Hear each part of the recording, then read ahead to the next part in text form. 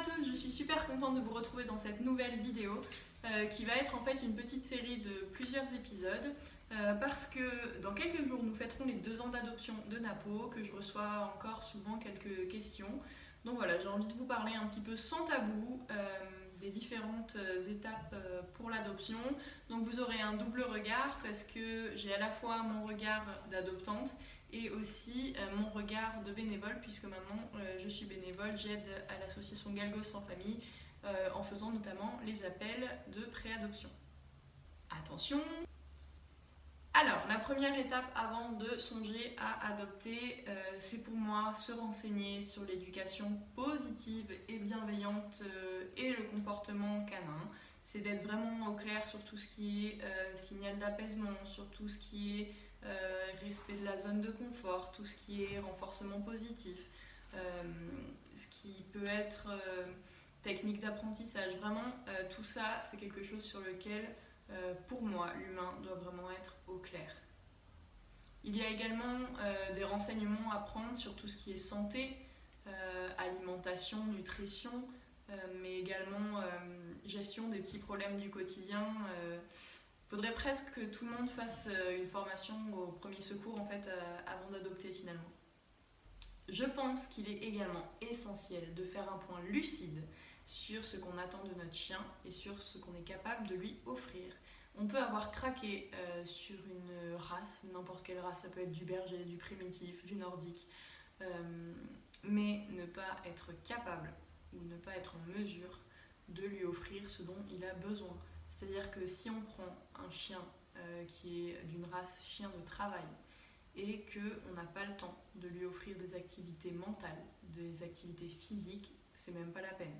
Et on va au-devant de gros soucis de comportement juste parce qu'en fait, au final, on a fait le mauvais choix. Donc pour éviter tout ça, juste faire un point lucide sur le travail qu'on a, si on a des enfants, sur le temps d'activité qu'on peut lui offrir, tout ça, vraiment pour faire en sorte que la vie qu'on va y offrir à notre chien corresponde au chien. Même si voilà, il y a toujours des individus plus particuliers, globalement on sait que si on prend une race de chien de travail et qu'on veut en faire un chien juste de canapé, ça ne sera pas possible. Même si pour moi aucun chien devrait être juste chien de canapé. Faut dire que voilà, si on n'est pas prêt à stimuler notre chien, c'est pas la peine de prendre un chien de travail. La prochaine démarche, ça concerne le choix de l'association, le choix du chien.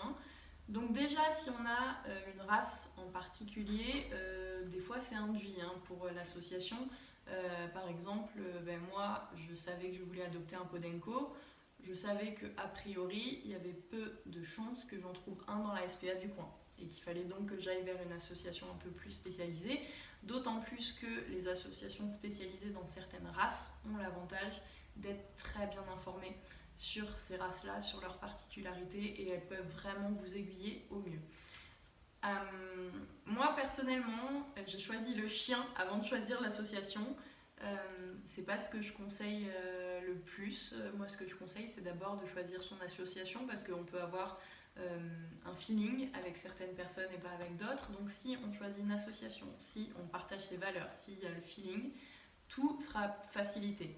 Moi, il se trouve que j'ai craqué sur Napo avant de savoir par quelle association il était à l'adoption. Mais malgré mon craquage sur Napo, je me suis vraiment renseignée sur l'association, sur ses méthodes, sur ses démarches, sur son taux d'échec à l'adoption, parce que je voulais que ça se passe au mieux et je voulais une association qui partage mes valeurs. Donc voilà, coup de chance, le chien pour lequel j'ai craqué faisait partie d'une association qui partageait mes valeurs, mais voilà, pour moi c'est quand même une priorité de travailler en lien étroit avec une association de confiance.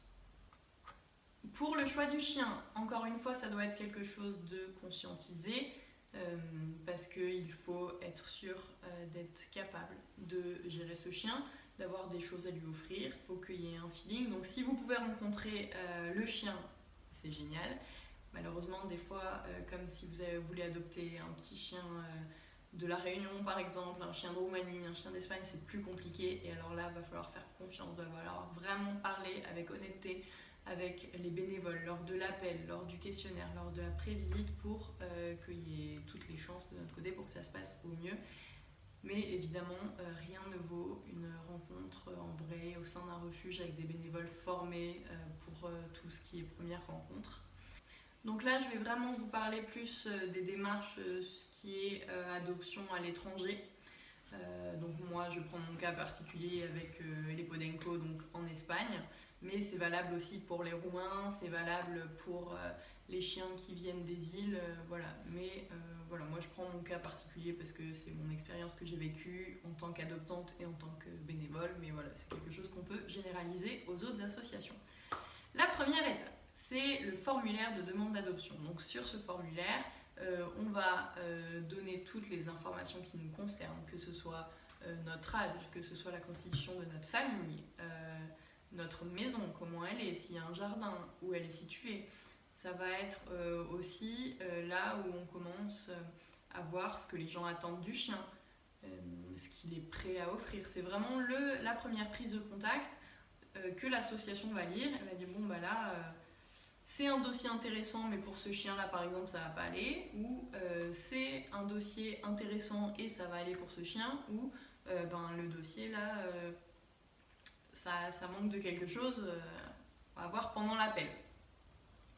Ensuite, il y a l'appel. L'appel, c'est un moment super important parce que il m'est arrivé, du coup, en tant que bénévole aux appels, d'avoir un mauvais a priori sur le dossier de par un autre bénévole. Et une fois l'appel passé, je n'avais plus aucun doute sur le fait que la famille était idéale pour le chien. Donc voilà, là c'est encore des histoires de feeling. Quand on parle avec les gens, vraiment on se rend compte de tout ce qu'ils sont prêts à faire ou pas pour le chien, si tout est réfléchi, si vraiment c'est une adoption avec un réel but d'avoir un chien pour la vie ou pas. Donc voilà, ça c'est l'appel. Moi en tant qu'adoptante, c'était un moment un petit peu stressant parce que j'avais l'impression que j'allais être jugée, alors que c'est pas du tout le but, c'est que l'adoption se passe bien. Donc c'est pas un jugement de valeur ni rien, c'est un est-ce que cette personne correspond, oui ou non. Ensuite, dans nombreuses associations, dès que c'est possible, il y a une prévisite pour venir voir comment sont les clôtures, pour venir voir où le chien va vivre, pour venir voir les autres animaux de la famille, s'ils en ont déjà. Donc là encore, il y a beaucoup d'affaires de feeling. Clairement, on repose quasiment les mêmes questions entre l'appel et la prévisite, mais ça permet d'être sur le terrain et de voir beaucoup mieux ce qu'il se passe. Donc moi, c'était un moment super stressant aussi, où je laissais rentrer quelqu'un que je ne connaissais pas chez moi, qui me posait des questions, qui allait voir mes animaux, comment ils étaient traités, et qui allait avoir vraiment un regard extérieur sur ce que j'étais capable d'apporter ou non à mon futur chien. Donc j'ai pas trop aimé ce moment, mais j'en ai fait après plus tard en tant que bénévole et j'ai adoré. Donc bon, voilà, c'est un moment stressant, mais pour moi c'est vraiment la preuve d'un grand sérieux de l'association.